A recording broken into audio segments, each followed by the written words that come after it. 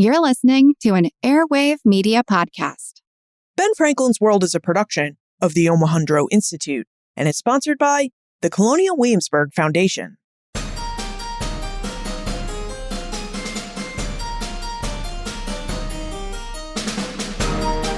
Hello, and welcome to episode 331 of Ben Franklin's World, the podcast dedicated to helping you learn more about how the people and events of our early American past have shaped the present-day world we live in. And I'm your host, Liz Covart. In a town as old as Williamsburg, Virginia, which was established in 1638, it's often the case that historic buildings with interesting pasts stand unnoticed and in plain sight. Such was the case for the building that once housed Williamsburg's Bray School, a school founded by a group of Anglican clergymen with the express purpose of educating Black children in the ways of the Anglican faith. It was an education that included reading, possibly writing, and the Book of Common Prayer. After many years of additions, different uses, and standing in plain sight on William & Mary's University campus, one of William & Mary's English professors, Dr. Terry Myers, alerted William & Mary and its next-door neighbor, the Colonial Williamsburg Foundation, that he thought this old but certainly not 18th century-looking building was quite possibly the Bray School. If it was the school, then this building would be the oldest standing structure in North America that was used for the formal education of Black children in the 18th century. So what has been the consequence of Dr. Myers' discovery? In honor of Juneteenth, we speak with three scholars who were deeply involved with the Bray School initiative, a dynamic partnership between William & Mary and the Colonial Williamsburg Foundation. These scholars, Maureen Eldersman-Lee, Nicole Brown, and Ronald Hurst, will take us into and through the discovery of the historic Williamsburg Bray School and what this discovery portends for our present and future. Now, as we explore the history of the Bray School, our guests reveal information about how William & Mary and the Colonial Williamsburg Foundation identified the Bray School building and confirmed its age and authenticity, the history of Bray Schools, the establishment of a Bray School in Williamsburg, and its work to educate scholars, and details about the plans William & Mary and the Colonial Williamsburg Foundation have to physically move the Bray School building and restore it to its 18th century condition. But first, I hope you're ready for a meetup, because our first meetup in over 2 years is taking place in New Orleans on Saturday, July 23rd at 4 p.m. We'll meet up at Pat O'Brien's Courtyard Restaurant. Meetups are such a fun way for me to meet you and get to know you better, and they're fun for you because you'll have a chance to meet other listeners of this podcast, and we'll all get a chance to talk about early American history. Now, as we'll be meeting at a restaurant, please let me know if you're coming or you think you'll be coming so I can make a reservation. You don't have to eat if you don't want to, but it would be helpful for us to get a table where everyone can sit. So please tell me if you're coming or you'll think you'll be coming at benfranklinsworld.com/meetup. That's benfranklinsworld.com/meetup. Okay. Are you ready to travel to Williamsburg, Virginia, and meet some of my wonderful colleagues? Allow me to introduce you to our guest historians.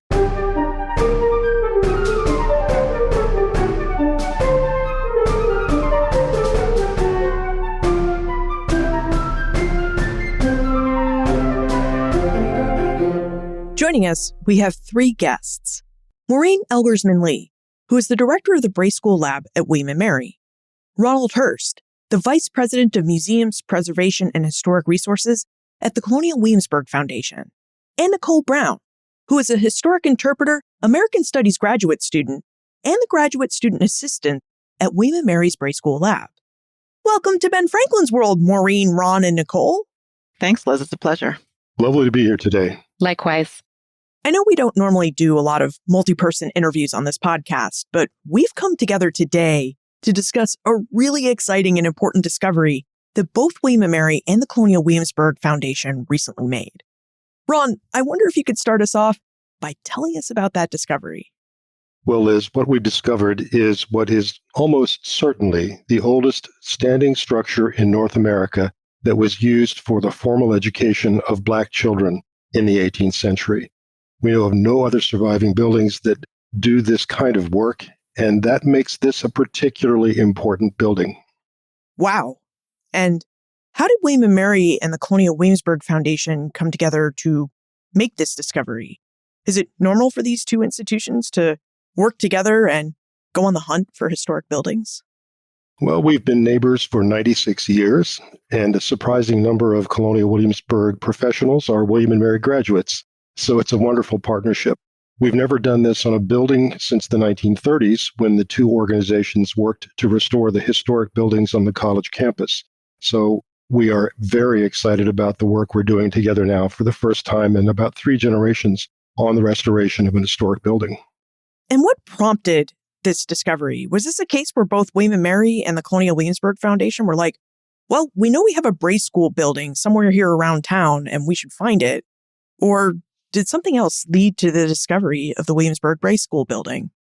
Well, giving due credit to our colleague, Dr. Terry Myers, retired member of the faculty at William and Mary, he became interested in the Bray School a number of years ago.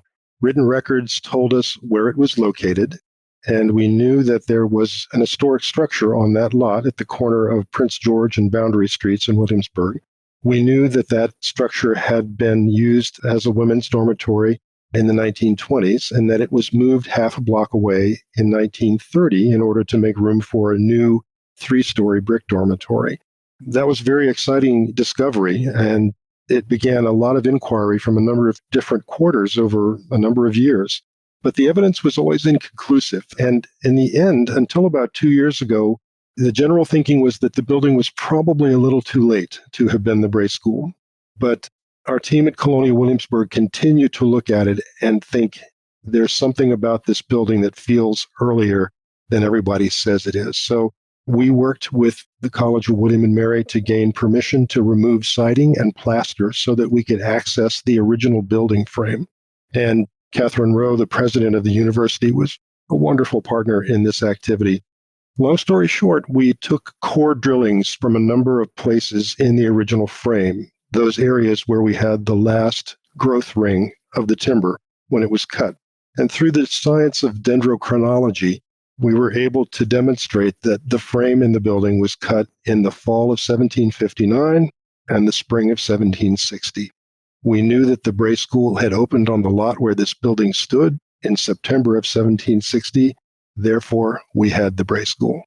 Now, dendrochronology is a science that most people haven't heard about before, but essentially, by taking core samples from multiple ancient living trees in a particular area and doing a statistical analysis of their growth from year to year, because rainfall changes year to year and trees grow more or less, if we can take timber cuts from a building like the Bray School and get the last growth ring, we can usually statistically demonstrate exactly when those timbers were cut.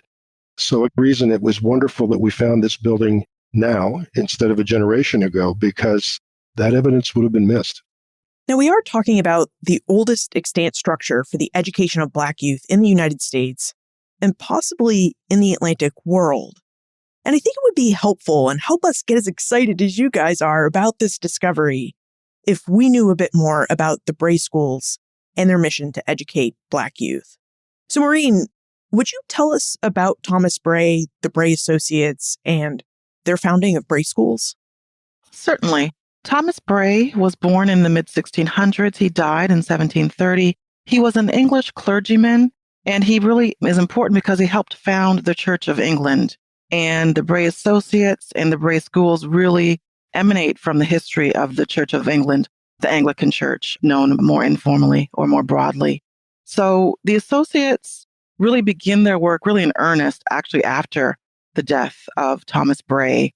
And that is why we know them as the Associates of the late Dr. Bray, known more commonly as Bray Associates. We tend to refer to them as the Bray Associates.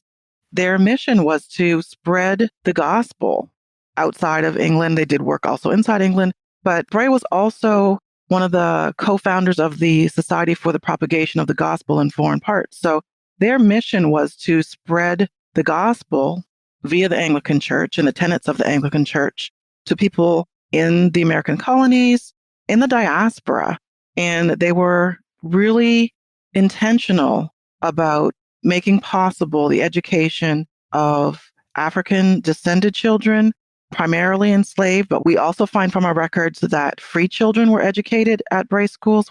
And we know that Bray Schools were established in Canada, particularly in Nova Scotia. The records also tell us about efforts in Bermuda, in the Bahamas, Barbados, So this is really a global story. This is a diaspora story, and how religion is used as a vehicle for spreading literacy and also for spreading the Anglican faith. Maureen, that's such a great point, especially when it comes to the Bray Associates themselves. And you mentioned the Society for the Propagation of the Gospel in Foreign Parts. Initially, they almost start off as an offshoot of that organization, which Thomas Bray also founded. But one of the reasons for them branching off of the SPG is because they were focusing exclusively on those of African or mixed race descent. Native and indigenous nations as well early on, although that later disappears as we move into the mid-18th century. So it is really a specific mission of spreading the Church of England and its gospel and doctrines in relation to those who are of non-European descent. It's also important to note with this organization, even though it later becomes an abolitionist organization, Thomas Bray doesn't found it as an abolitionist organization. It's actually a pro-slavery institution until about the early 19th century. Thank you for that additional information, Nicole. When we talk about early America, we do talk about how the French and the Spanish would send Catholic missionaries out into the interior parts of North America with the goal of converting indigenous peoples to Catholicism and Christianity. And from the way you described it, it sounds like the Anglicans had their own movement going through these Bray schools, which seem to have been established all over the British Atlantic world. Yeah, you're absolutely right, Liz. We think a lot of Catholicism and missionary efforts within sort of the Catholic Christian diaspora, but it's also happening within the Protestant Christian diaspora. And it's one of the ways that the Church of England in some ways tries to strengthen its empire. Because the Church of England is a branch of the government, you have this idea of empire, identity within the empire being able to be strengthened through religious inculcation. Now, the interesting thing, both with Catholic and Protestant missionary efforts, is that inevitably there is exchange between those who are being, in the eyes of Anglo-Americans in this case, Christianized, right? And that really comes into play with the Williamsburg Bray School and other Bray schools later on. But you're absolutely right in thinking that, as Maureen said, it's a story of diaspora, but you are seeing that kind of religious international scope amongst the Bray Associates, much in the way that the Catholic Church exhibits it through countries like Spain, for example.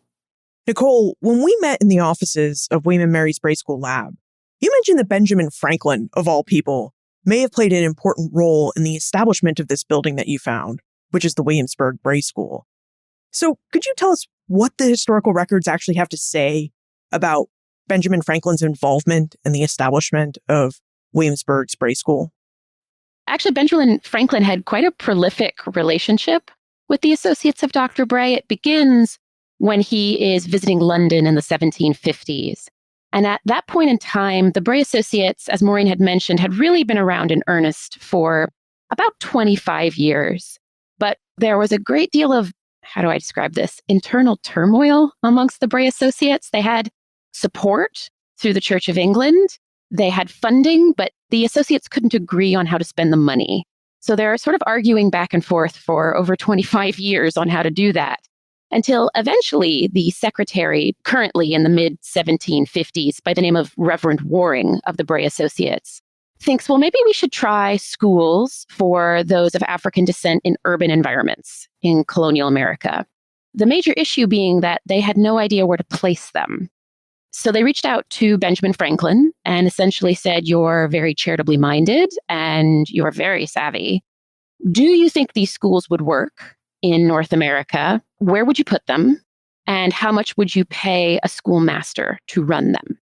And he responds in 1757 and says, yes, I think they would work, because in my own experience in Philadelphia, white parents and white instructors will not allow a mixing of Black or those of African descent students in their white classrooms. So we're going to want to have segregated spaces. He doesn't use the word segregated, but it is implied within the document. He then suggests Philadelphia as the first location for a Bray School, unsurprisingly, New York City, Newport, Rhode Island, and Williamsburg, Virginia. Williamsburg, because he had actually just received an honorary degree from the College of William and Mary when he had been visiting, and also was a very close associate of William Hunter, who was the postmaster general for the southern colonies at that time, Mr. Franklin being the postmaster general for the northern colonies. So it's one of the reasons that the Bray School ends up being established in Williamsburg. And actually, Mr. Franklin does come to visit it in 1763. And we know that because one of the trustees of the Williamsburg Bray School, Robert Carter Nicholas, writes about it. The only last thing I would bring up is I mentioned that the Bray Associates asked Mr. Franklin how much they should pay a schoolmaster. And he actually responded, and I think this is important when we're talking about education for young children in early America. He responds and in effect says, if you're going to have two schools, one for children under the age of 10 and one just for boys over the age of 10, then that second school could have a schoolmaster. But you really need women, white English women specifically, or Anglo-American women, to run Bray schools if what you're thinking is going to be children attending under the age of 10, which is what ended up happening pre-American Revolution. So the Williamsburg Bray School, as all other Bray schools in British North America, had white Anglo-American women running them. One interesting point I heard Maureen make about the Bray schools is that they had this mission to teach apparently very young children, kids under the age of 10. They had this mission to teach these kids the Bible and the Anglican faith. So the Bray schools taught these children how to read and possibly even how to write. And when you think about this is a really interesting idea in colonial Virginia, given that Virginia would pass laws to limit and outlaw opportunities for enslaved people to learn how to read and write. So Maureen, could you tell us a bit more about the Bray School's mission to improve and teach literacy in Black youth and what that was like in colonial Virginia? If we look at how the Bray Associates worked, they were very systematic in their approach to education. And one of the hallmarks of their work was using books. So they would send shipments of books in the efforts to establish and maintain Bray schools. So that gives us a number of things. It gives us a record of the materials that were used, and it allows us to really delve in and think about how these documents were used, how they might have been used by a school mistress, in this case, Ann Wager at the Williamsburg Bray School. It allows us to think about the intentionality of the Bray Associates in using different texts. The Book of Common Prayer was perhaps the centerpiece of the Bray School instructional treasure trove, and readers and things of that nature. So we get an interesting look at the material culture of the Bray Associates and therefore the Bray schools, ways to investigate how teaching may have taken place in these schools. So looking at educational strategies and educational instructional ways. It also lets us think about how this teaching and how this instruction expanded the world for these children who were as young as 3 and as old as 10 based on the surviving known lists for the Bray schools. It's incredibly important to think about these documents in a number of ways. And one of the central ways is, how did these documents serve as tools to expand the children's sense of themselves, their ability to navigate the world as readers? The writing debate is still very much alive and well.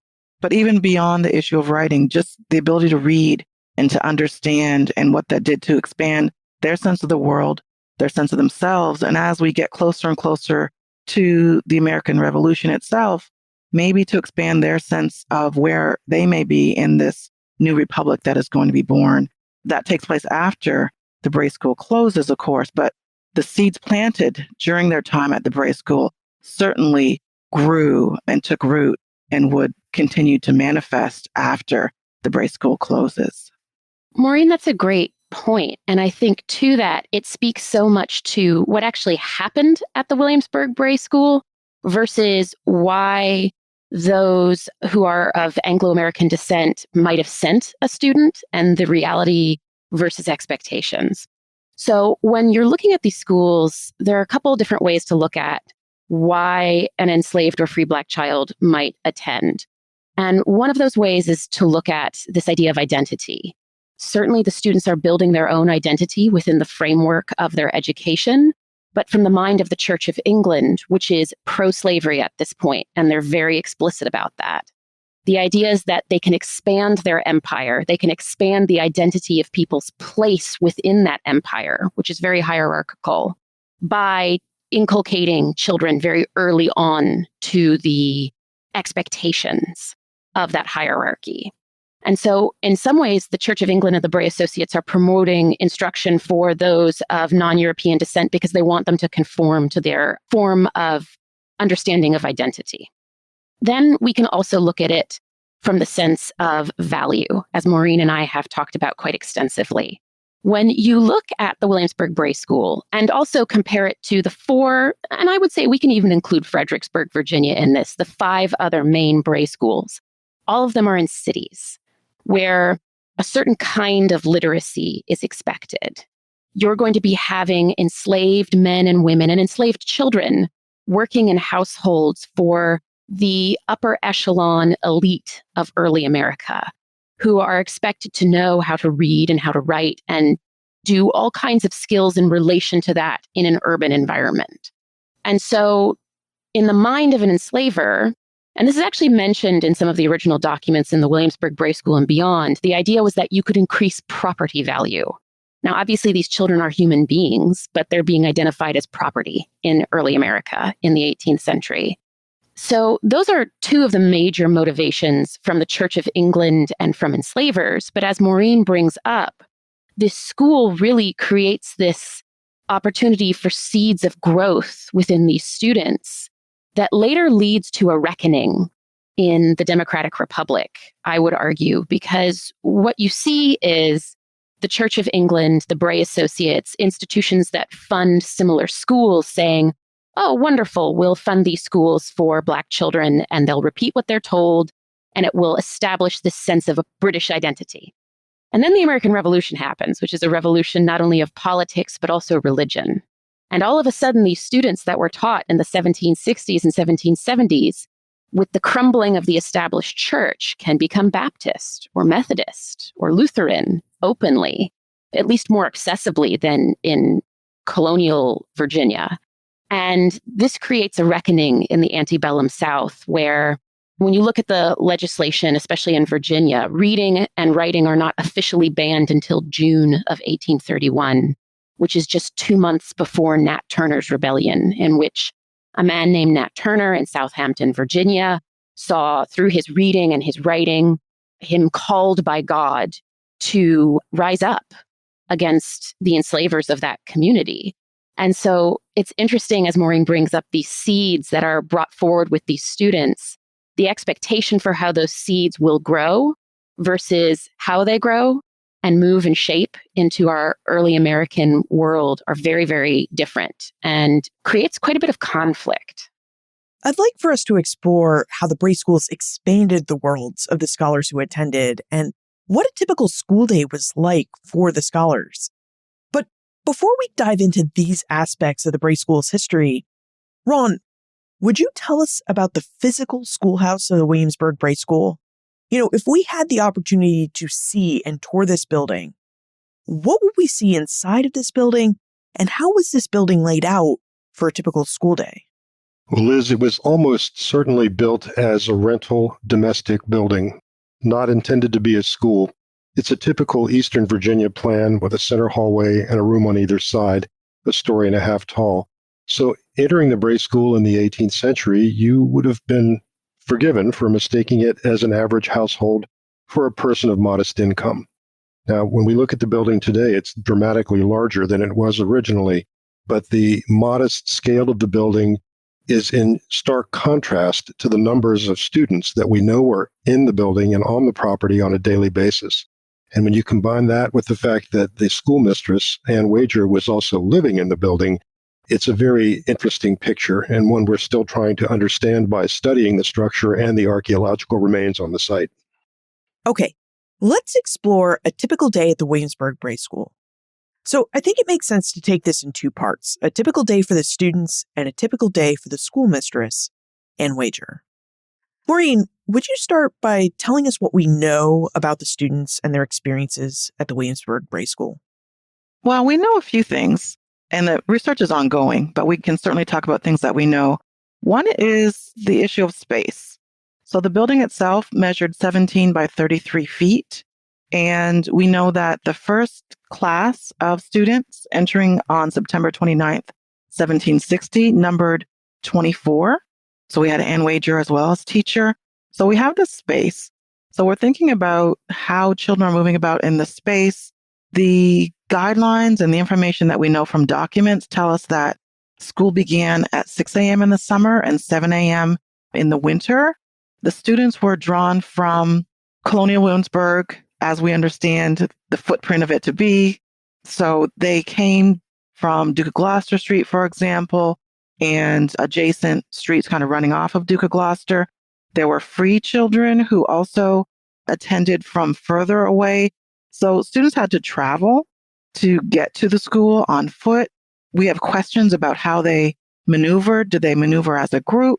We have a school list for 1762, which is the only list that provides the ages of the students. And that's where we get the 3 to 10-year-old range. But if we can generalize that list to 1760 and then beyond through the rest of the time period, we know that some of these children were quite young and on their own would not be able to navigate their way from their domicile to the school. So who was walking them to school? Who was carrying them to school? Were they transported somehow? So questions, even among the information that we have.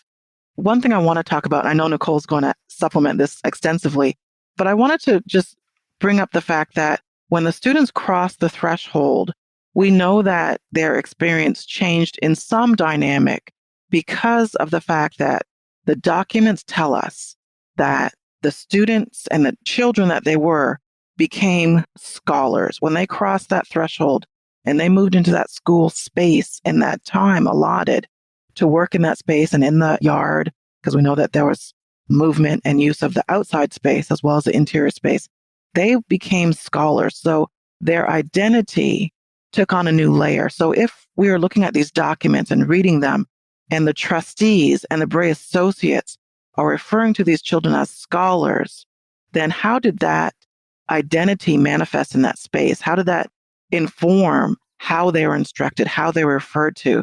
So this is where we also kind of stir the historical imagination to think about that space based on the evidence and the documents that we have. Nicole's a tour de force, and she has been dedicating so much intellectual energy and historical imagination to the Bray School. So I really want to hand this off to her and give it its justice in that respect. Thank you, Maureen.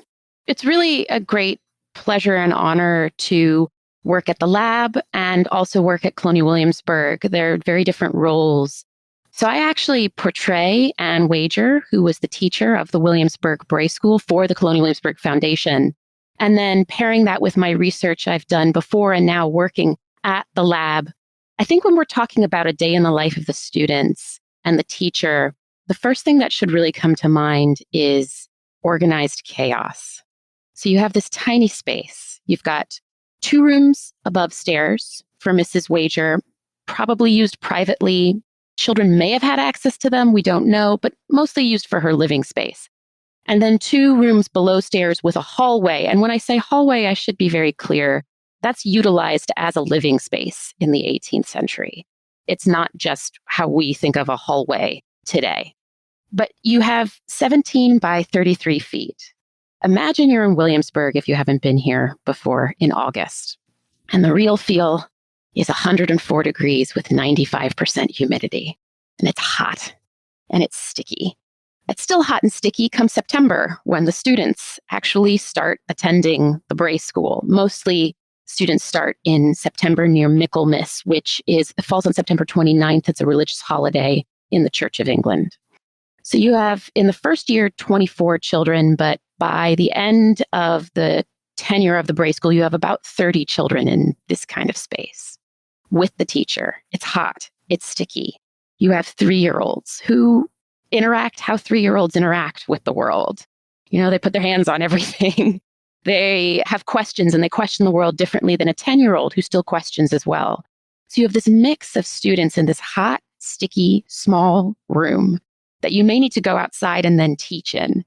That is a form of organized chaos. And sure, Ann Wager, the teacher, It's likely getting up at 4:30 in the morning to get ready for classes to start at 6. Certainly, she has enslaved labor on the property.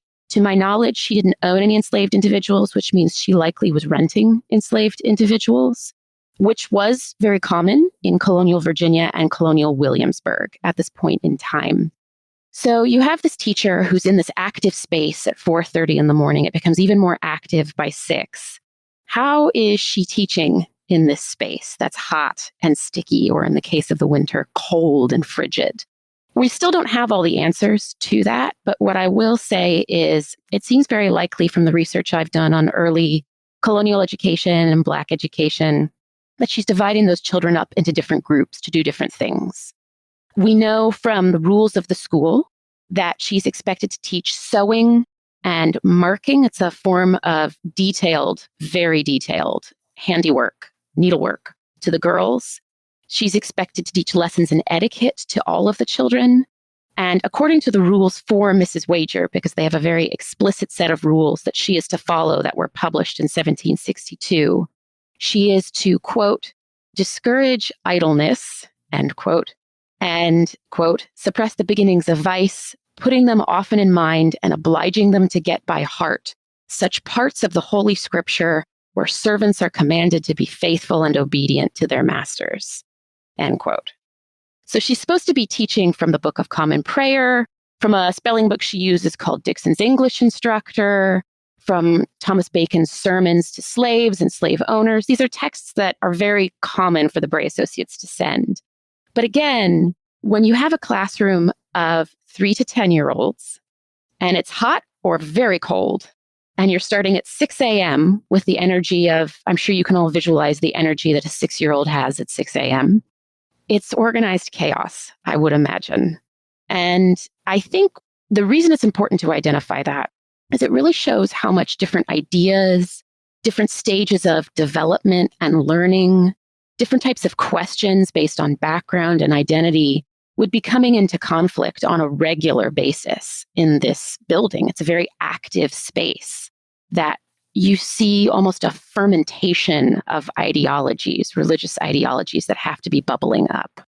So that's how I would describe a typical day.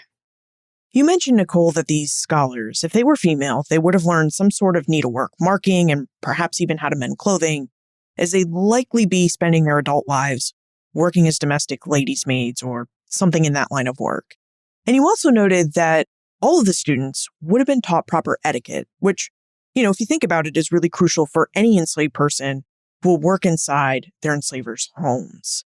So I think we can really see the point that both you and Maureen were making earlier, that this Bray School is providing a very pro-slavery type of education.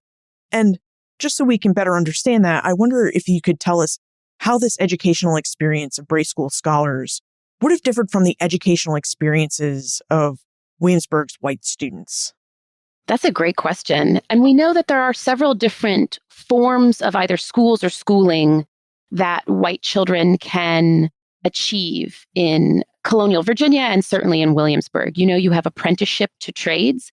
You do see those who are Black and white participating in these apprenticeships, but make no mistake, they are usually legally binding contracts in a county court where you are expected to learn very detailed work in addition to the trade. And very often, for many apprenticeship contracts, they require that the tradesman who is teaching the apprentice child teach them the 10 Commandments, the Lord's Prayer, and the Apostles' Creed.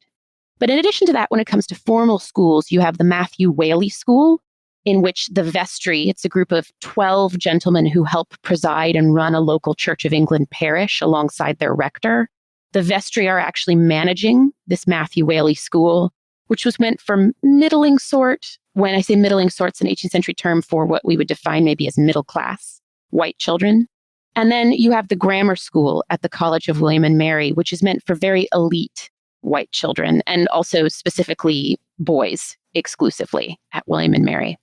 So there are lots of different ways in which a white child can have similar instruction to a Black child, but because of the hierarchical nature of the Church of England, many of the texts at either one of these schools, great example actually is Dixon's English Instructor, that spelling book I just mentioned.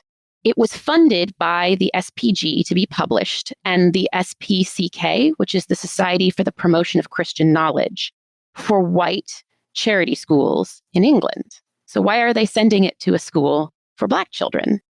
Because the ideology behind religious instruction within the Church of England is we can give you the same books, but it's up to the teacher and to the community at large to then curate how that texts fit into the racialized and class-based nature of the society that you live in. So what I often talk about with guests or within my own scholarship is you can send the same book to different groups of children, but how the society is structured, and in this case in Virginia, it's a slave society, how that manifests in that child's life can be very, very different and is very, very different. But I also think this speaks to how children interpret texts versus how the adults who curate the texts for them interpret those documents. And there are several examples, wonderful examples, of Bray School students who make meaning because of and despite of the instruction they receive and find various ways to implement their agency or to resist the instruction outright themselves. We've discussed what it would be like for a scholar to attend the Williamsburg Bray School, and we've discussed the building, its small size, and the challenges that would have posed in the heat of summer and in the cold of winter. We've also discussed how the Bray School was part of an international or inter-imperial phenomenon in that the Bray Associates were really placing schools like the Williamsburg Bray School all over the British Atlantic world. And now I'd love for us to investigate another aspect of the Williamsburg Bray School, which is how we know what we know about this school and perhaps even about Bray schools in general.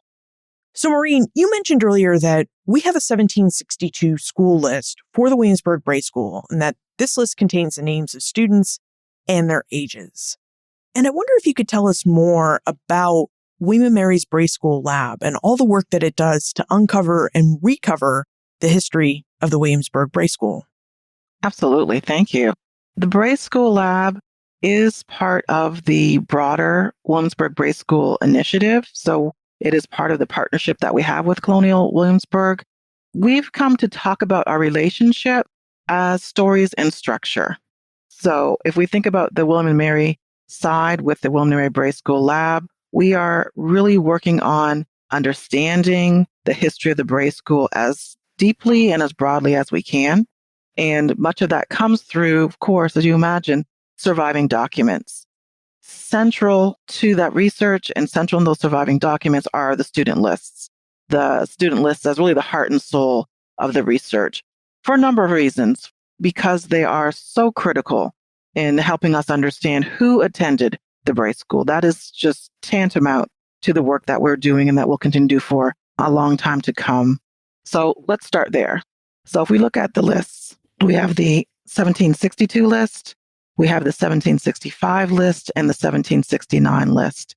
Collectively, very important, and then distinctive in and of themselves for different reasons. The 1762 list is the only of the three lists to identify the students by name, but also to give their ages.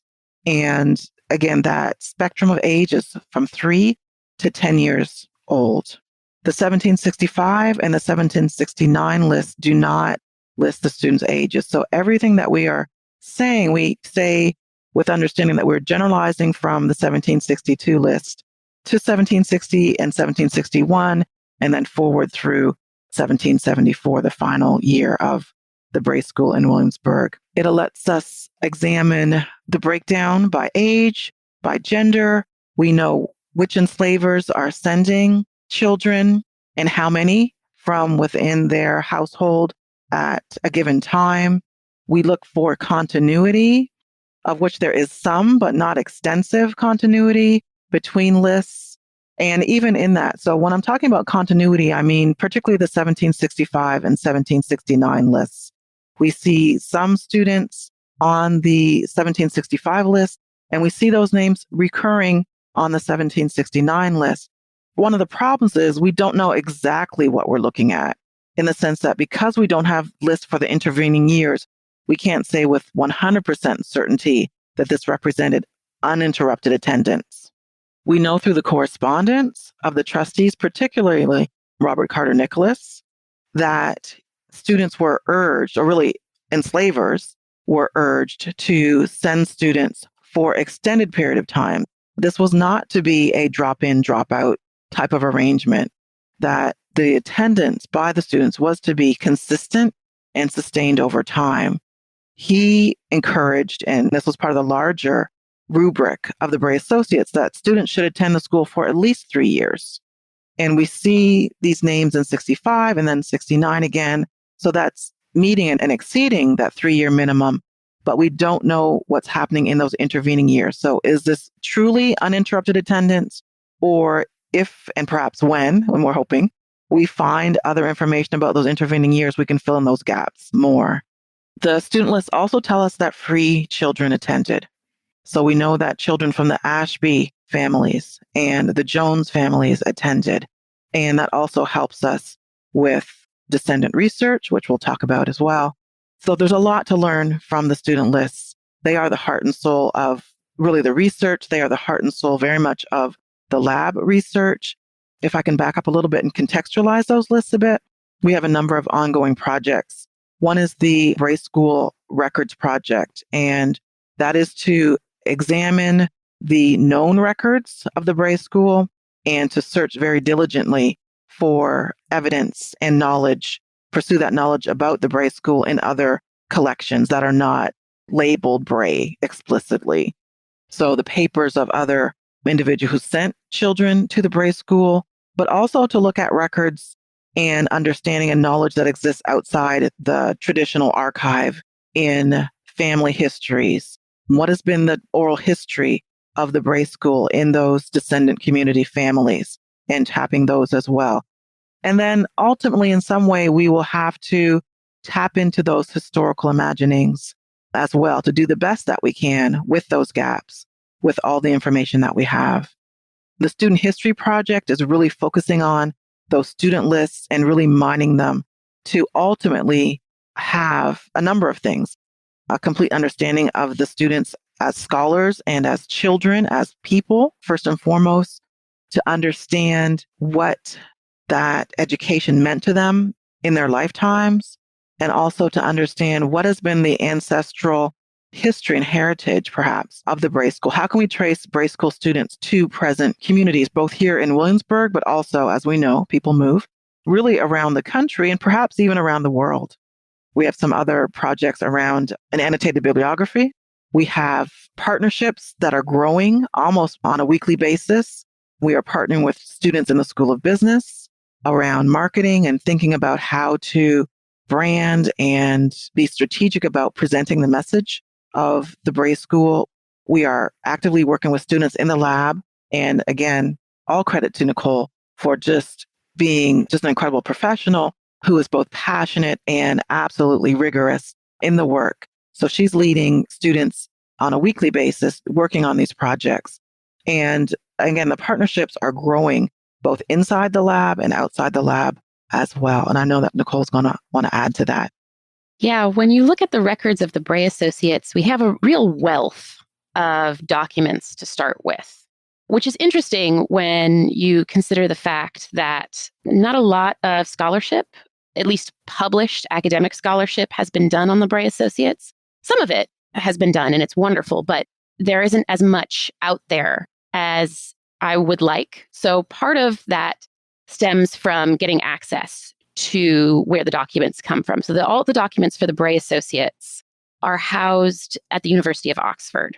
And that includes minute meetings, book catalogs, the student lists Maureen mentioned, much, much, much more. In fact, really in post-World War II, when the British Empire starts to lose some of its potency internationally, the Bray Associates push much harder their second branch, which is sending libraries to Welsh schools. So the Bray Associates, their documents exist between 1699 and 1974. It's quite extensive. So that is one place where the documents live. But as Maureen said, reaching out and working with descendant communities is another really, really important way moving forward, that we're going to learn more about the Bray School, its students. And then, Ron, obviously, I would love to pass it off to you in talking about preservation, building preservation. this is an interdisciplinary approach. We know a lot from the records, from how you might traditionally think of an archive, letters, minute meetings, etc. But there's so much more than that when it comes to understanding truly the full complex picture of the Williamsburg Bray School within the archive. Well, that's a good point, Nicole. It's not readily recognized by people in the 21st century, but buildings from the past have forensic evidence embedded in them. We see patterns of wear. We see how things were attached to structures. We can tell what's going on by how work is done on the structure over time. And it's really a good thing in some ways that this building wasn't discovered until 2 years ago, because I think if this examination and restoration had happened a generation back, we would have missed an awful lot of the evidence that's there today. Science really allows us to dive deeply into these buildings. So we're in the process now of peeling back later additions to the Bray School building, and we still don't know what we're going to find out when we're done, but day by day, more and more evidence comes forward. It's quite possible that we'll find wear patterns on floors, on woodwork, and other elements that will tell us a little about how the students were interacting with each other, what kinds of activities were going on in the building from day to day, and even how Mrs. Wager lived in the building and how she interacted on a domestic basis with her scholars. There's much more to be learned, and archaeology plays a big role as well. We know that people's activities in the past leave things in the ground, and by just understanding what's there, recording the contexts in which they're deposited, we can often figure out what's happening around a building. We are hoping to go back to this original site of the Bray School for more archaeology this spring because, as Nicole suggested earlier, there is certainly teaching going on outside the building when it's hot. No one in their right mind would have stayed inside when there was outdoor air to be gained. And so we already know from archaeology done earlier that there are more slate pencil fragments recovered at this one site than there have been in the rest of the historic town together over the last 90 years. So certainly there's much more to be learned, and we're really excited about what's coming forward. It's really a day-by-day discovery process. Speaking of forensic evidence, could you tell us a bit more about this type of historical evidence, Ron? We know about the Bray School and its students because there are documents in the archives, and perhaps silences in the archives or in the information not mentioned in our written documents. But all this information relates to written records. But in the case of the Williamsburg Bray School, we also have the largest extant piece of evidence about this school, which is in the physical school building itself. So, Ron, how do you go about researching and reading the history of a building, especially a building that has been used for many purposes over the last 200 plus years? Well, that's a great question. As a colleague, Mark Wenger, an architectural historian, once said, old buildings give up their secrets slowly. So we're going slowly because we don't want to miss anything. But over a period of decades here at Colonial Williamsburg, we've learned how to approach these kinds of situations. We know, for example, that in the past, there was no landfill. So when a building was altered over time, there was no place to haul the debris away. So what do you do with it instead? Oh, you repurpose it in some other place. The building that is now understood to be the Bray School has been extensively added to in the early 20th century. And as we're peeling those 20th century wings back, we're finding dozens of pieces of the 1760s school's fabric having been reused in the new wings. And those are giving us evidence of wear patterns, paint colors, levels of ornamentation in rooms, all kinds of things that we're gradually putting together in a massive database. And we still don't have a clear picture of how much we're going to be able to find in the end. And one of my particular favorites, especially when I'm talking to school groups, is the whole subject of rats' nests. Rats were gatherers of bits and pieces. They rarely went more than about 100 feet from their nest, and they took everything that they could find. We're not exactly sure why, but we've already found 2 rats' nests in the Bray School building, and they contain scores of bits and pieces of cloth, paper, metalwork. And so we're working our way through those right now. And to your point, Liz, many people used this building over 2 centuries. We're finding evidence of all those occupations right up until the building's use as a women's dormitory in the 1970s. My favorite 20th century artifact so far is a 1937 William and Mary football game ticket. that came from under the floorboards. So the critically important part of the history of this building is its use as the Bray School. But as we go forward, we want to record everything that we can about how it was used for 2.5 centuries, because we don't know what questions future scholars will want to ask of the building. And we want to be sure we're saving every bit of information there is so that that archive will be there. Now, as part of their joint effort to preserve, research, and interpret the Williamsburg Bray School and its scholars, William and Mary and the Colonial Williamsburg Foundation are moving the Bray School from its location on William and Mary's campus to Colonial Williamsburg's Living History Museum, or what is known in town as the historic area of Colonial Williamsburg. Why is this building moving, and what goes into moving a historic building? We'll dive into this story just after we take a moment to appreciate our episode sponsor. Today's episode is sponsored by Athletic Greens. Athletic Greens is a company that believes in comprehensive and convenient daily nutrition. To make daily nutrition comprehensive and convenient, Athletic Greens has developed the AG1 powder. 1 scoop of Athletic Greens AG1 powder in 1 cup of water allows you to ingest and absorb 75 high-quality vitamins, minerals, whole food source superfoods, probiotics, and adaptogens that help support your gut health, nervous system, immune system, and provide you with energy and focus.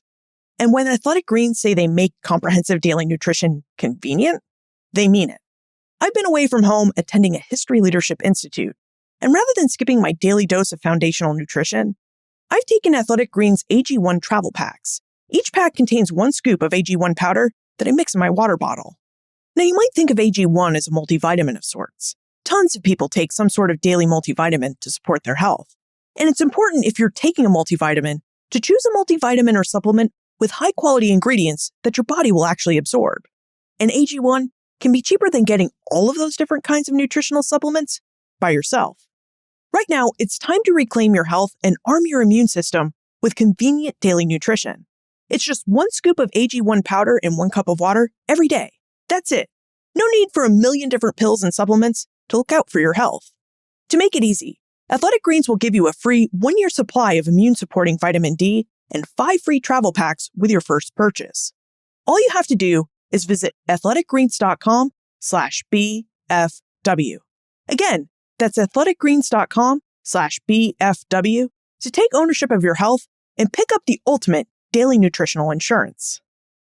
So William and Mary and the Colonial Williamsburg Foundation are moving the Bray School from its location on William and Mary's campus to Colonial Williamsburg's Living History Museum.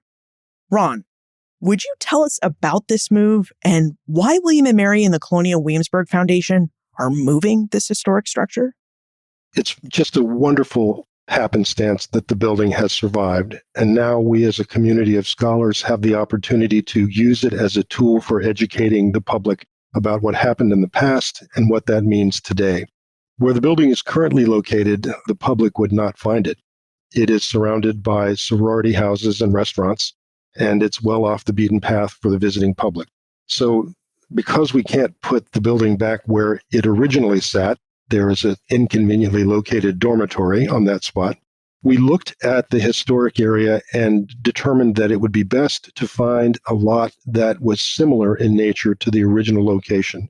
Just like cities today, Williamsburg in the 18th century had a variety of neighborhoods, commercial, gentry, hospitality-driven, and so forth. In the 18th century, the building where the Bray School operated sat across the street from a lumber yard. It was not a posh neighborhood. So we have found another spot on Francis Street that was a similar back street environment in the 18th century. It also has the great advantage of being very prominently located for today's visitors. And so as visitors arrive to Colonial Williamsburg in years to come, it will be one of the first things they see. And we're very happy about that. And in fact, I can tell you that while many of the experiences at Colonial Williamsburg are ticketed, this one will be open free to the public. And that will allow us to make the maximum use of its educational potential going forward. The business of moving the structure is a whole nother science. And we're so happy that the building survives with one of its original 1760 brick chimneys, but that makes the move all the more complicated. We are presently dismantling all the 20th century additions and will begin this summer to stabilize the original 18th century frame and the chimney.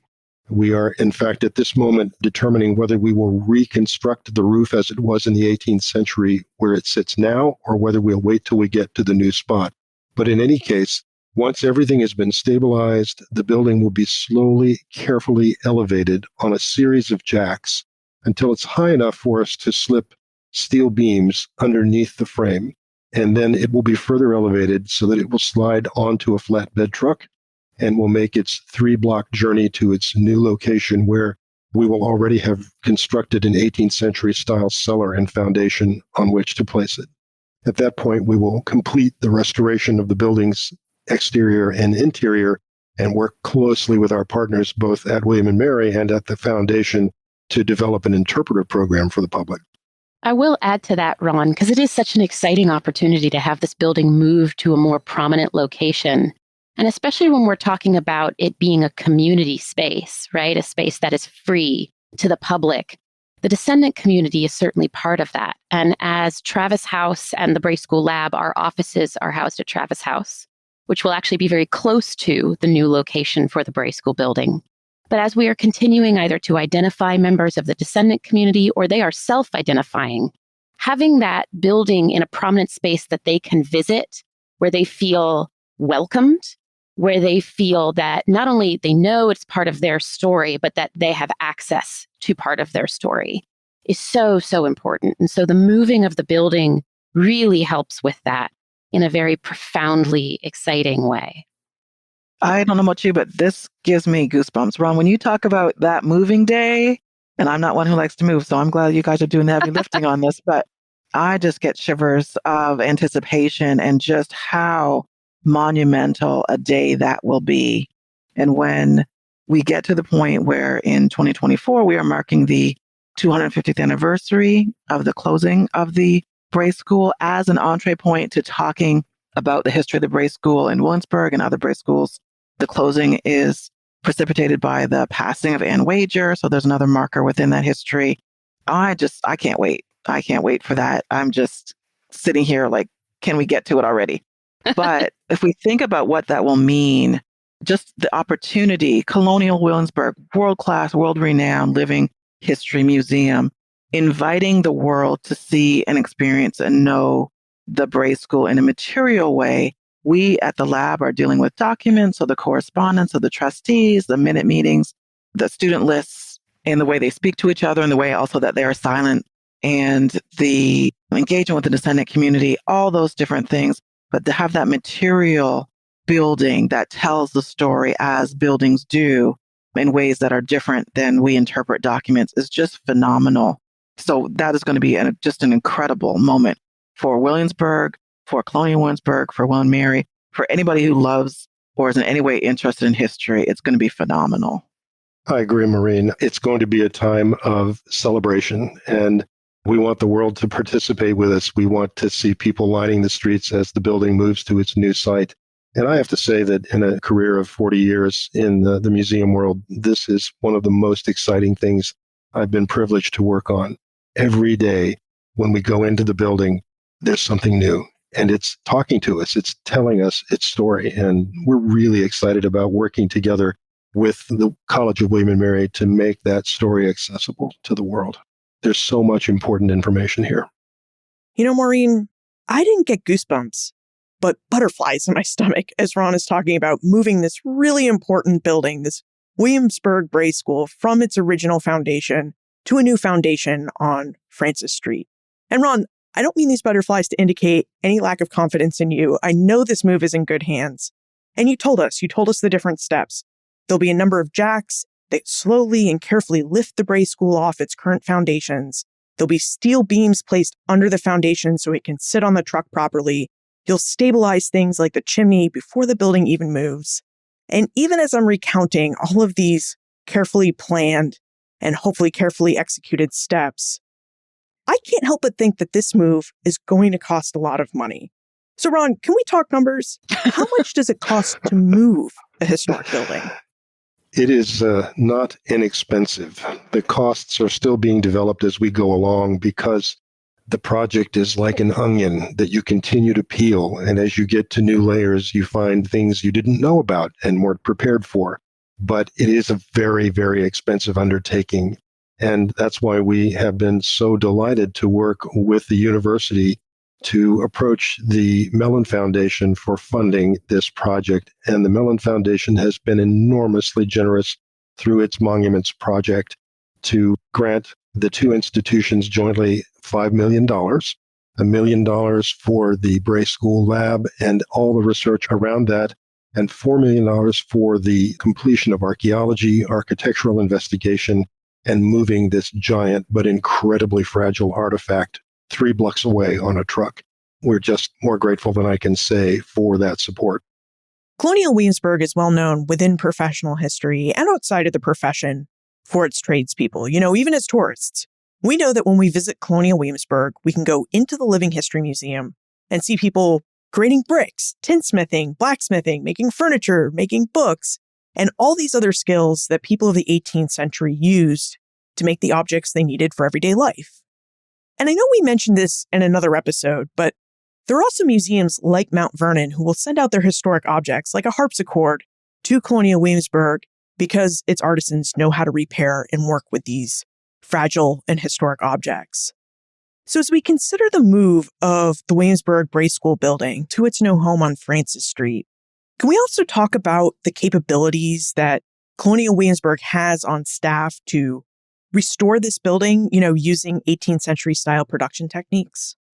I'd be happy to. There's an enormous behind-the-scenes contingent of the foundation staff that includes curators, conservators, architectural historians, archaeologists, a whole array of specialists that have skill sets that are really not very commonly found together in one place anywhere else in the country. And so they're there to do the forensic research to help us figure out exactly what is supposed to be before the public.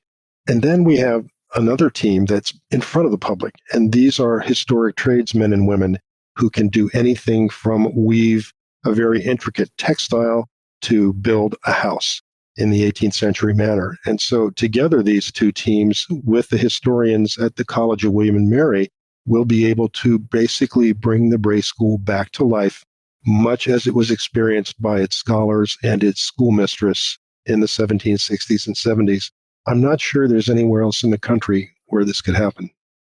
And my understanding is that the Bray School will be open while Colonial Williamsburg undertakes this restoration work. So we could theoretically come to visit Colonial Williamsburg and see tradespeople sawing shingles and floorboards, making bricks, and doing some of the work necessary to rebuild the schoolhouse. That's exactly right. And it will be a different experience from one day to another as we deal with things like floors and roofs and chimneys. And our colleagues in historic trades will be making building materials at a variety of sites around the historic area. So you could come and spend an entire day learning about the Bray School while it's being restored. It's such a great point, Ron. And to add to that, especially when we're talking about programming and different types of interpreters in the historic area itself, in addition to our incredible interpreters, the tradesmen and women who specialize in those 18th century crafts, we also have museum professionals and a museum theater department when we're talking about bringing things to life that are either developing or have developed programming around the Bray School and interpreting its history and its legacy through the eyes of, in my case, the teacher. But in the case of some of my colleagues, they're developing a program right now that should be available this year that focuses on a couple of students in particular who attended the Williamsburg Bray School. And that will be actually at the Art Museum. So you can go and see them rebuilding the building, people making bricks, sawing lumber, and then also get a very different experience, but hopefully one that adds to that story on the Williamsburg Bray School. I should have said, too, following up on both Maureen and Nicole, that our intention here is to recreate the entire environment for the school. We want to have the plantings, the outbuildings, the fences, perhaps the shade structures, everything that the students experienced on a day-to-day basis, because there's something very powerful in the way of learning when you can step into a space and experience it in much the same way that people of the past did. So all of this is coming together for this remarkable experience. We've now discussed the rediscovery of the Bray School, moving this historic building so that Colonial Williamsburg can restore it to its condition 250 years ago, interpreting the physical building, its history, and the history and stories of the scholars and school teacher who made the Bray School a true schoolhouse, plus all of the work that the researchers at William and Mary's Bray School lab are doing to uncover this history. If we add all of these distinct elements up in our head, this is a really expensive project. So for those of us who may be thinking, this is a wonderful discovery and story, but all it really does is tell us more about the history of colonial Williamsburg, Virginia. How do you respond to this idea? This idea that this is a really expensive project to restore a piece of local history. I'd be glad to take a first stab at this. From my own perspective, I think the fact that these young men and women were taught to read and probably to write gave them a gift for dealing with their world that was not available to their predecessors. And literacy is such a powerful tool. You just have to know in your heart of hearts that they shared that information with others in their family and their community going forward. And even though teaching a person of color to read or write became illegal in Virginia in 1831, you can't put that genie back in the bottle. So what I want to know is, how did this generation of scholars take this gift of literacy and reshape their world and that of their descendants to make life better? And I know Maureen and Nicole and others are still doing the research on that, but to me, that's probably the most exciting thing about the whole project. I think for me, if we're talking about it being a community story, one of the areas, at least in my graduate research, that I've been specializing in is archival silence. And there are lots of different ways archival silence can manifest, intentionally or unintentionally, in archives. But historically, if you look at Williamsburg as a community, the Black voices in Williamsburg have not always been highlighted in our early American history, or indeed have been outright ignored. How many other communities across the country is that the case? We have the opportunity to lift up and acknowledge that reality in Williamsburg and share a story that is very much part still of our local Black community. There are still descendants of this Bray School who live in this area. To ask them, how do you want your story told? Then let us share that with the world. That goes from beyond community to setting an example for the rest of the country on how to handle sites like this. The way I like to think about the Bray School is, it is a discovery, but it's also a rediscovery. It's been sitting here waiting for us in this moment in time. And we now have the resources to take something that is so important to the local Black communities of Williamsburg and to make sure it's seen on a national level while respecting that legacy. And what continues to entice me about the Bray School story is the world in which the Bray School existed. The local story, the microcosm of colonial Williamsburg, when we talk about individuals living on certain streets and tied to different households. But when we think and we broaden the scope that we're looking at, if we pull back and stand back further and see what's going on, if we just think about 1760 when the Bray School opens, we're still in the 7 Years' War. We've had the capitulation of Montreal in that year. So the French Empire, New France is falling, and that will be essentially complete, if you would, in 1763. Just the year after, we have the first student list available to us, or representing that year. We carry through the history of the Bray School to 1774. We are just a few years from the Declaration of Independence. The fracturing of empire is about to take place. The world is being made and remade over and over again. The Atlantic slave trade, the domestic trade, fall of New France, the fracturing of empire. The world is being made over and over again around the students in ways that certainly they would not be aware of, but in other ways that I have to believe that information trickled down to them through the households, because these were wealthy, well-placed, influential, powerful people who held many of the children who attended the Bray School as chattel, and then again, opening a world of education to them through the Bray School. So that continues to just fascinate me on a daily basis when we think about the Bray School's history. And that ultimately is one of the ways it is truly an American story. It is not just Williamsburg. It's not just Virginia. It's an American story. And really, again, a diaspora story. I'm really anxious to delve into the other Bray schools and learn what we can learn about those schools in and of themselves, but also what they can reflect back about Williamsburg for us as those who love history. I will also say Maureen just wrote a phenomenal article for Colonial Williamsburg's Trend and Tradition. It's Colonial Williamsburg's magazine for the spring season that talks a little bit about this. It's a great article. So what I'm hearing from all of you is that while the Williamsburg Bray School is certainly a local Williamsburg story, it's also very much a story of early America. Absolutely. Yeah. I think it speaks to resilience in the face of inhuman oppression. I love one of the letters that Robert Carter Nicholas writes, where he clearly is quite surprised at how well the scholars are doing. His expectations were not high, and as human beings will do, they surpassed what was expected of them. And this is a long story with many, many chapters, but this is one chapter in the story of resilience. Now, Ron, you mentioned earlier that you'd love to see people turn out in droves to watch and cheer on as the Bray School is moved from William and Mary's campus to Colonial Williamsburg's Living History Museum. What is the timeline on this? When should we arrange to be in Williamsburg so that we can stand on Williamsburg streets and watch this historic building move its location? We are expecting to make this momentous move in February 2023, and it will probably be a multi-day experience because getting the building onto the truck will probably take a week, and then the actual move itself will be dependent upon the weather. But once everything is a go, it will be a very slow, probably 2 to 3 miles an hour drive around corners, under tree limbs, past buildings and right-hand turns. So I fully anticipate and hope that we'll have people standing all along the route cheering as this building goes by.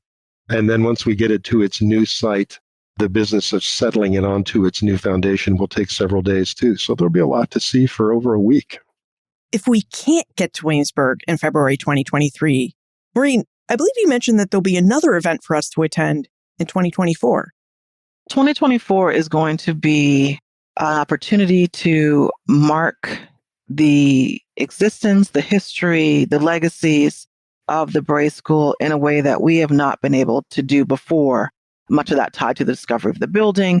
But, as historians, we love anniversaries. We love dates that we can talk about. So many years ago, this day or this year, this happened. So 2024 has been on our radar screen of the lab since the inception of the lab. Programming is still to be determined, but we plan to celebrate, to mark the history and the legacies of the Bray School in various ways. Certainly, this is at the lab an interdisciplinary approach to understanding the school. So our celebrations, our commemorations will be interdisciplinary as well. I've even thought about having a Bray School 5K to mark the pathways that students would have taken from their residence to get to the Bray School. So we're thinking really broadly, creatively, collaboratively about 2024, but 2024 is going to be huge. Let me also invite listeners to engage with the Bray School Lab through our blog called A Reasonable Progress, which we launched in February of this year.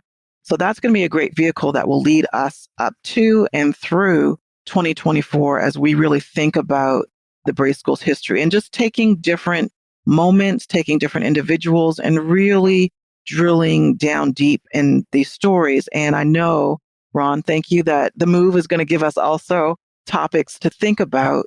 But I'm confident that this building, which has stood this long and has withstood so many changes in the history of this country, that this building is going to be just fine. And it was, as I think Nicole said, is in great hands. So 2024, mark it on your calendar.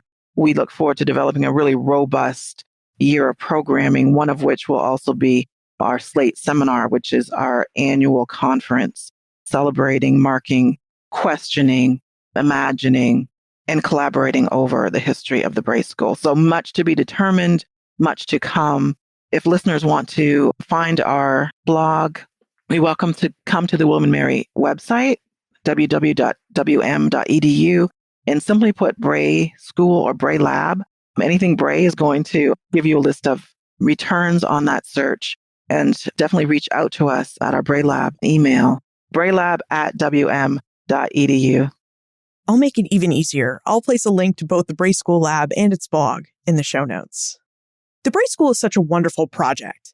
How can we get involved with it?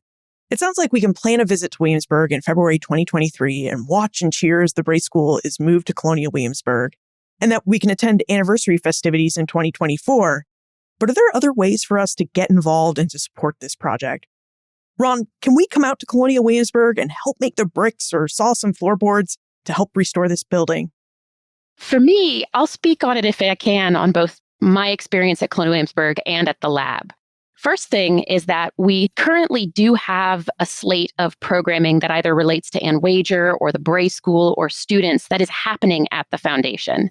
If you were to look up the Bray School initiative on Colonial Williamsburg's webpage, not only can you learn about CW's side of the initiative, but also look at what programs I'm doing with my colleagues, mostly my African-American colleagues, on the Bray School currently. So come and engage with those programs. Ask me questions. Really, I love questions. Come and ask them. The other thing I will say is on the lab side, our offices are located at Travis House, which again, as I mentioned before, is going to be pretty much half a block away from where the Bray School building is going to be relocated. It's an office space, but our front door is always open if we're there. You can come in, ask us a question, set up a meeting with us if you want. We're there to talk.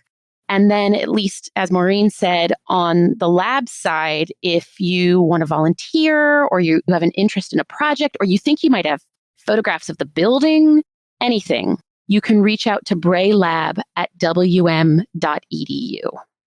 And from a Colonial Williamsburg operations side, we have lots of hands-on activities, especially for families. And so visiting our trade sites in the historic area is a good way to come and get involved.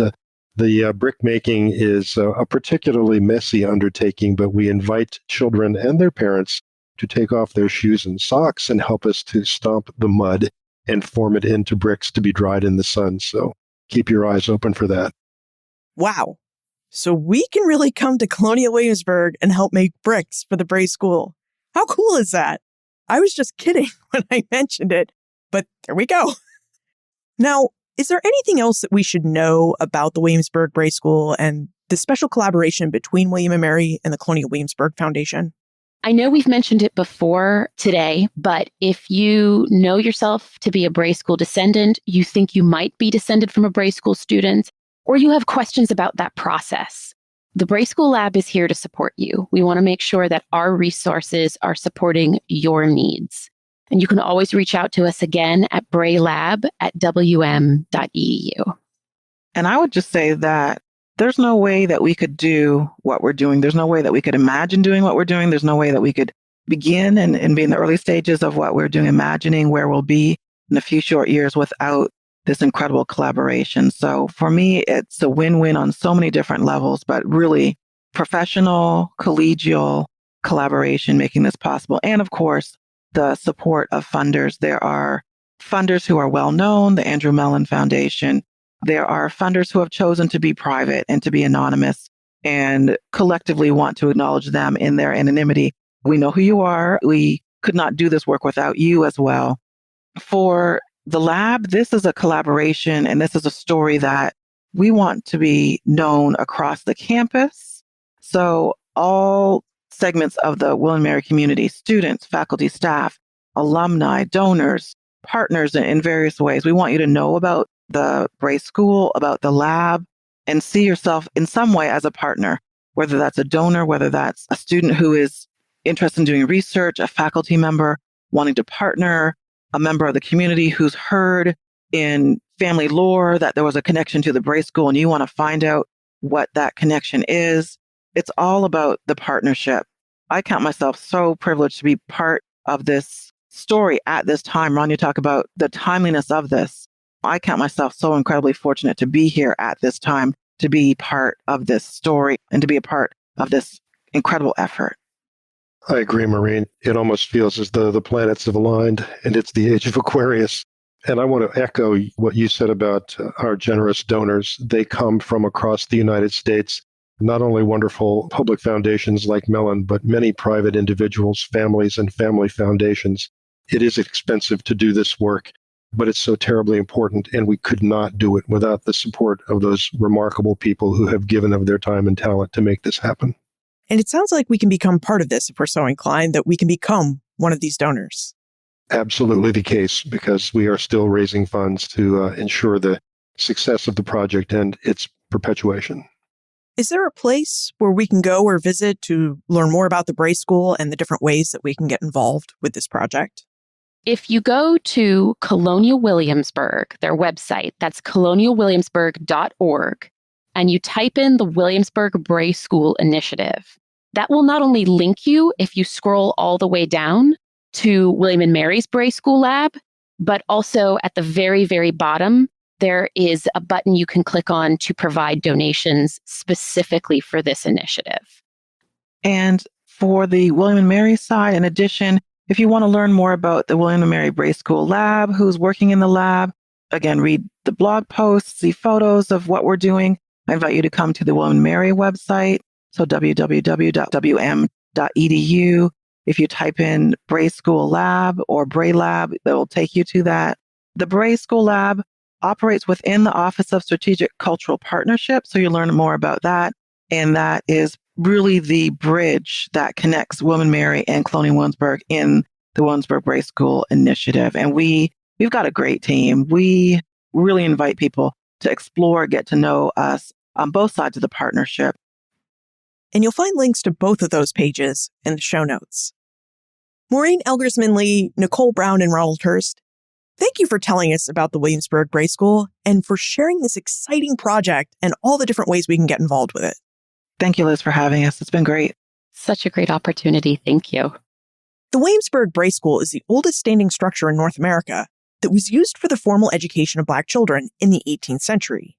Its rediscovery on William and Mary's campus is exciting and is already yielding wonderful new information about Bray schools, the scholars who attended them, and what a typical school day might have been like for students and their teacher.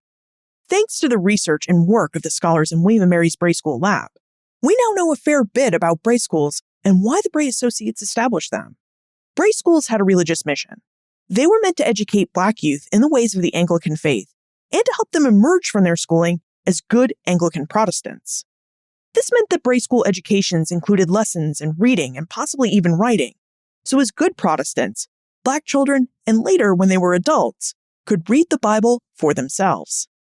A Bray school education also meant an education in how to be an obedient, well-behaved domestic servant or enslaved person.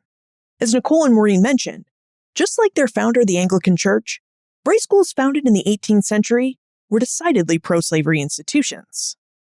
Now, our investigation also brought us a closer look at how buildings serve as historical objects and sources. As Ron related, one can learn a lot about history by peeling back the layers of wallpaper, paint, and plaster of an old building. Now, admittedly, I got to see all of this firsthand. I had the very good fortune to tour the Bray School with Ron. He brought me into the building and pointed out where joists of the building frame were original to the 1760s and where they were more modern. He also pointed out where carpet and linoleum flooring had been removed to reveal floorboards that showed significant wear.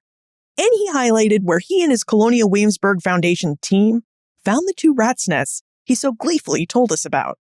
All of these finds tell Ron and the Colonial Williamsburg team of architectural historians and archaeologists how the building was used, how rooms would have been oriented, and it provides us with leads on the different types of activities that may have occurred in the building.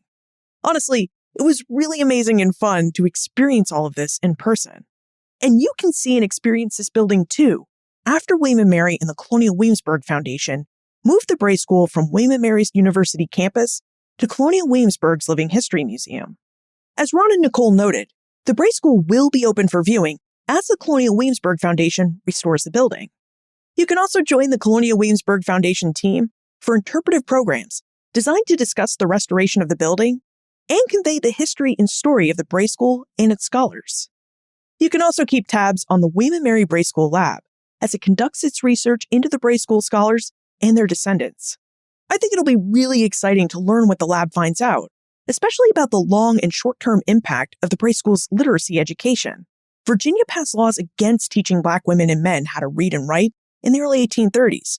So figuring out how this earlier education extended beyond the 1830s is going to be really interesting.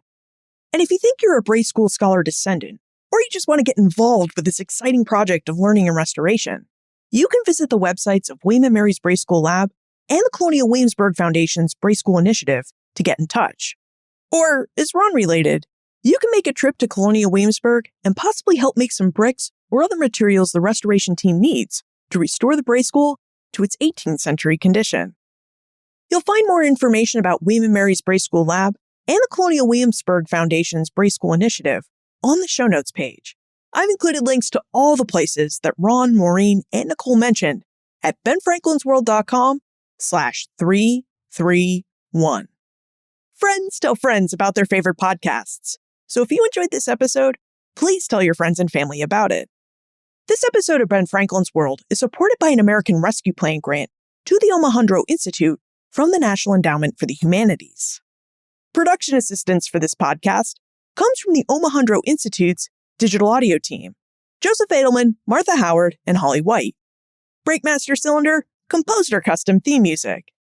This podcast is part of the Airwave Media Podcast Network. To discover and listen to their other podcasts, visit airwavemedia.com. Finally, do you know of other exciting historical discoveries that we should be exploring? Please tell me, Liz at benfranklinsworld.com. Ben Franklin's World is a production of the Omohundro Institute and is sponsored by the Colonial Williamsburg Foundation.